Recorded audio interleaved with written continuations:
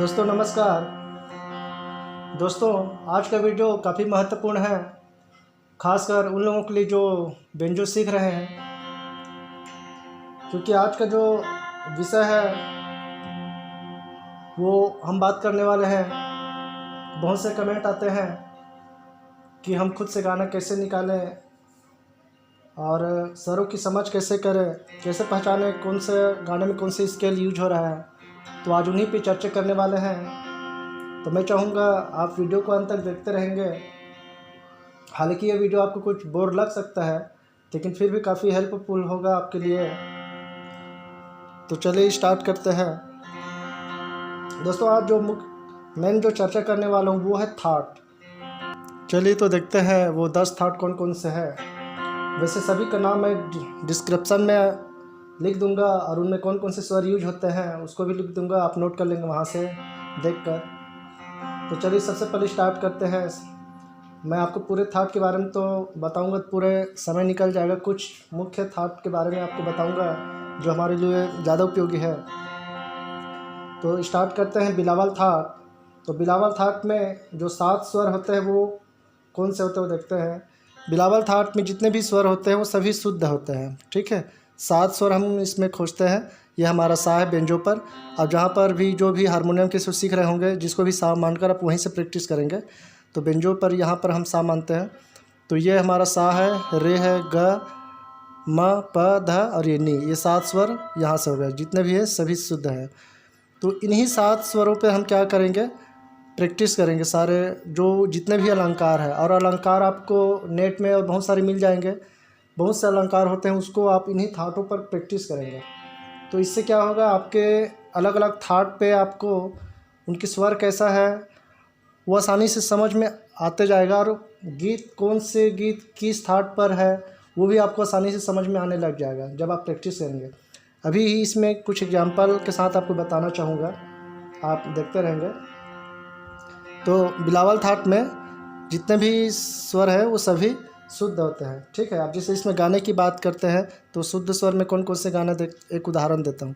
जैसे छत्तीसगढ़ी म्यूजिक में है, उसको बजा के दिखाता हूँ आपको।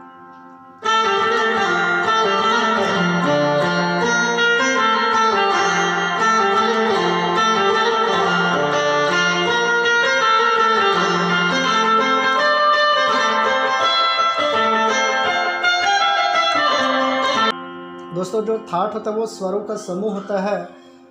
और वैसे भारतीय संगीत में हमारे जो उत्तरी भारत है उसमें 10 थाट माने गए हैं। उन्हीं थाट पर आज चर्चा करेंगे।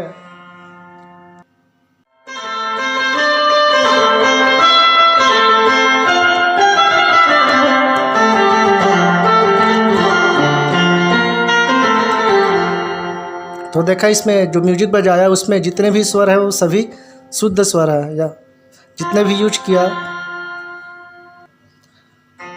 तो इसी तरह दूसरे थाट को देखते हैं। अब बारी आती है कल्याण थाट, ठीक है। कल्याण थाट में जितने भी स्वर हैं उसमें भी 7 रहेंगे। उसमें 7 स्वर हम ढूंढते हैं कौन कौन सा उसमें है। सा, रे, ग, ये है तीव्र म। बाकी शुद्ध स्वर प, ध, नी। केवल एक स्वर को हम क्या करेंगे, तीव्र लेंगे, बाकी स्वरों को शुद्ध लेंगे। अब 7 बोल दे इसका मतलब ये नहीं है कि यहाँ पर जो सा, रे, ग इतने में ही हम अलंकार करेंगे। इसके अलावा जो तार सप्तक के सा होता है, रे होता है, ग होता है, यहाँ तक आपको जाना है। इधर मंद्र सप्तक तक जाना है, ठीक है। सभी पर यूज करना, लेकिन जो यूज आपको जो बताया हूँ वो स्वर मेन होना चाहिए। सा, रे, ग, तीव्र म और ये प, ध, नी। ये 7 स्वर होता है, ठीक है। जैसे कि हम कैसे प्रैक्टिस करेंगे, कुछ अलंकार है तो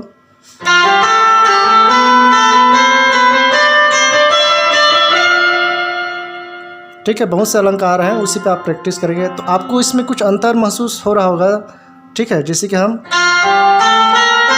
ये शुद्ध स्वर बजाया सारे ग म प, ठीक है। अब इसको हम इस म को ना लेकर इस पर लेते हैं। देखो कितना डिफरेंस महसूस हुआ यहाँ पे। जो स्वर है वो अलग ही बजा, ठीक है। अगर इसमें हम कुछ गाने की बात करते हैं तो देखते हैं कुछ गाना जो है।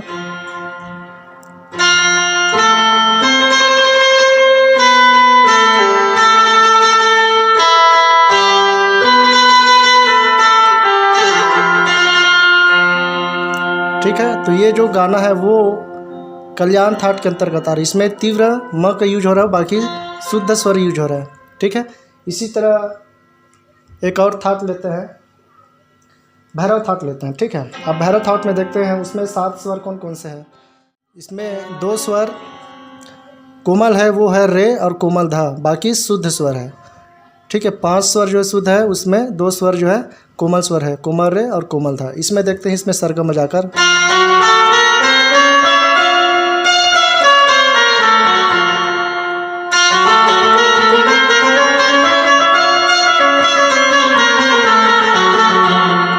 देखो हम इसमें सरगम वही बजा रहे हैं, है ना, वही सारे का वही बजा रहे हैं, लेकिन इसकी जो स्वर है वो देखो कितना डिफरेंस नज़र आ रहा है।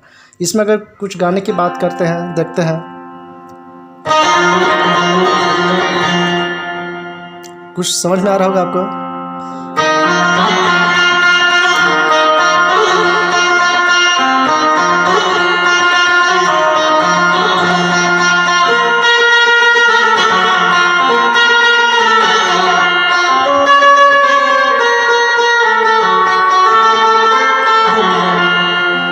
ठीक है, पूरा गाना बजाऊंगा तो बहुत काफ़ी लंबा हो जाएगा वीडियो जो है, तो आपको समझाने के लिए थोड़ा थोड़ा बजा के बता रहा हूँ। तो ये जो गाना है वो भैरव थाट के अंतर्गत है। तो ऐसे जितने भी स्वर इस टाइप से लगे आप समझ सकते हैं वो भैरव थाट का है। तो जब भैरव थाट के बहुत सारे अलंकार आप प्रैक्टिस करेंगे तो आपको गीत समझ में आते जाएगा कि ये जो गीत है वो कौन सी थाट के अंतर्गत आ रहा है। तो हम क्या करेंगे, दूसरे स्केल को उतना हम यूज नहीं करेंगे, कि केवल इन्हीं स्केलों पर उस गाने को ढूंढेंगे। ठीक है, इसी तरह काफ़ी थाट को अब लेते हैं। तो काफ़ी थाट में कौन से स्केल यूज होते हैं वो देखते हैं। 7 स्वर काफ़ी थाट में सा रे ग म प धा नी और सा, सॉरी मतलब नी तक। सा को हम प्रैक्टिस के लिए लेते हैं। ठीक है, 7 स्वर जो है नी तक ही मानते हैं, सा से नी तक। तो इसमें सा रे ग म प धा और ये नी। ठीक है, तो इसमें कौन से स्वर कोमल है, ग और नी, 2 स्वर इसमें क्या है कोमल है, बाकी जो 5 स्वर है इसमें वो शुद्ध है। ठीक है, तब इसको देखते हैं इसके सरगम बजाकर।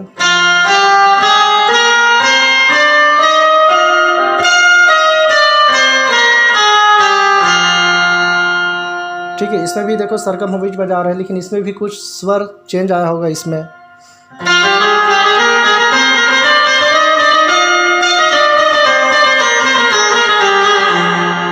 और इसमें कुछ गाने की बात करें तो देखते हैं, एक म्यूजिक लेते हैं इसमें भी।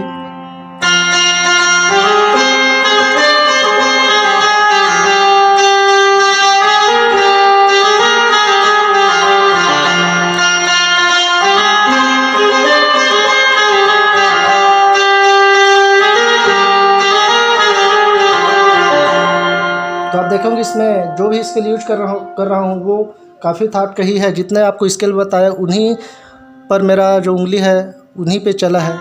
ठीक है, और किसी दूसरे को मैं कोमल रे या कोमल यहाँ पर ध को यूज नहीं किया। ठीक है, जो स्वर काफ़ी थाट का था मैंने उन्हीं स्वरों को यूज किया। तो इस तरह से आप गाने को धीरे धीरे पहचानते जाएंगे जब इस पर आप काम करेंगे, प्रैक्टिस करेंगे। अब अगला थाट और देख लेते हैं, भैरवी थाट। भैरवी थाट में कौन से यूज होते हैं देखते हैं। 7 स्वर इसमें ढूंढते हैं, एक सा रे ग म प ध और ये नी। अब इसमें देखते हैं सा और प तो हमेशा शुद्ध ही रहता है। ठीक है, इसमें कोमल स्वर रे है, ग है और ये ध है और ये नी है। इसमें 4 कोमल स्वर लग रहे हैं। ठीक है, वो देखते हैं रे और ये कोमल ग, कोमल ध और एक कोमल नी। अब इसको हम थोड़ा सा बजा के देखते हैं।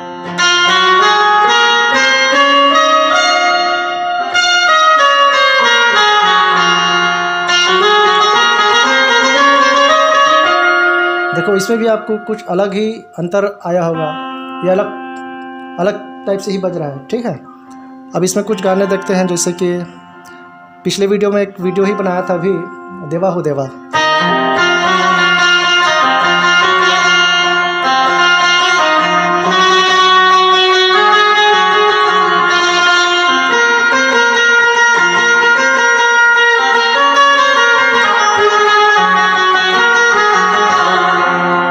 तो आपको समझ में आया होगा कि इसमें जो स्केल यूज हो रहा है वो सभी ऊपर के स्केल यानी कि भैरवी थाट का जो भी स्केल है वो यूज हो रहा है। तो इस टाइप से जितने भी गाने हैं वो भैरवी थाट के अंतर्गत आते हैं। तो आपको गाने पहचानने में आसानी होगा, आपको उन थाट की कैटेगरी में रखना है किसी भी गाने को, तो फिर बाद में आप समझते जाएंगे कि कौन से गाना किस थाट के अंतर्गत आ रहा है। तो आप क्या करेंगे, उसी स्केल में आप ढूंढेंगे, तो फिर आपको आसानी हो जाएगा इसमें। ठीक है, उन्हीं 7 स्केल में आप ढूंढेंगे, अलग से कुछ स्केल की ज़रूरत नहीं पड़ेगा। अब अगला थाट लेते हैं, एक थाट और ले लेते हैं, पूर्वी थाट। ठीक है, समय भी कम है और ज़्यादा लंबा नहीं बनाना चाहता मैं वीडियो को।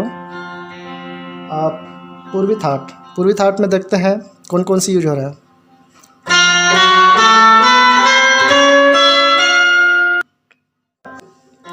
इसमें देखते हैं सा रे ग म प ध नि सा। सा कोमल रे, शुद्ध ग, तीव्र म, और ये प, और ये कोमल ध और शुद्ध नि, ये 7 स्वर हो गए। ठीक है, देखिए इसकी जो बजने का जो साउंड है वो कुछ अलग ही आपको लग रहा होगा, है ना।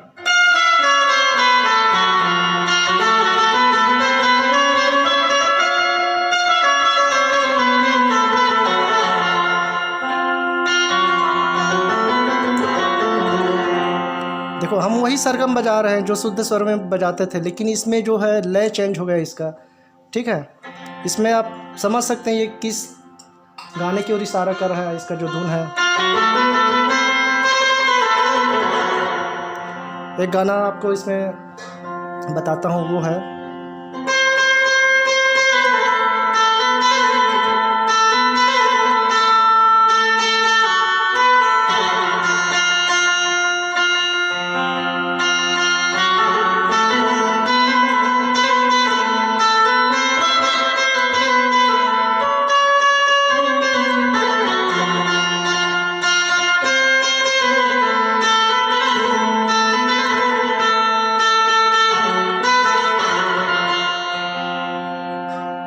तो इसमें भी आप देखे होंगे, जब हम इस किसी भी थाट की स्केल पे हम अलंकार प्रैक्टिस करेंगे तो हमें गाने ऑटोमेटिक समझ में आते जाएगा कि ये जो स्केल है वो किस गाने की तरफ इशारा कर रहा है।